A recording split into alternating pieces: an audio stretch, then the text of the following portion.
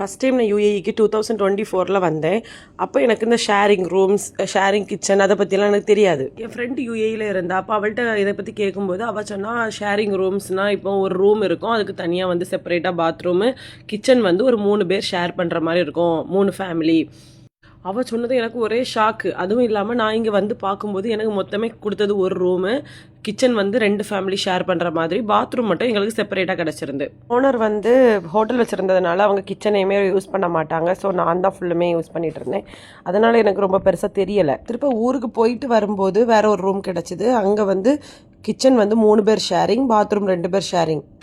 ஊரில் 5000 ரூபாய் வாடகை கொடுத்தா தனி பெட்ரூம், பாத்ரூம், கிச்சன் எல்லாமே நமக்குன்னு ஒரு வீடே கிடைக்கும்.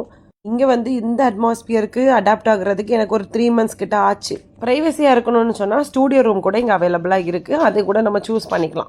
ரிலேட்டிவ்ஸ் வந்திருந்தாங்க. ஸோ அவங்களுக்காண்டி கொஞ்சம் ஸ்பெஷலாக பண்ணலான்னு பால்கோவா, அப்புறமா சிக்கன் மந்தி இதெல்லாம் தான் பண்ணியிருந்தேன். அவங்களுமே ரொம்ப விருப்பப்பட்டு சாப்பிட்டாங்க. சாப்பிட்டுட்டு இருக்கும்போது இது கடையில் வாங்கினதான்னு கேட்டாங்க. கடையில் வாங்கின மாதிரியே இருக்குது, நல்ல டேஸ்ட்டாக இருக்குதுன்னு சொன்னாங்க.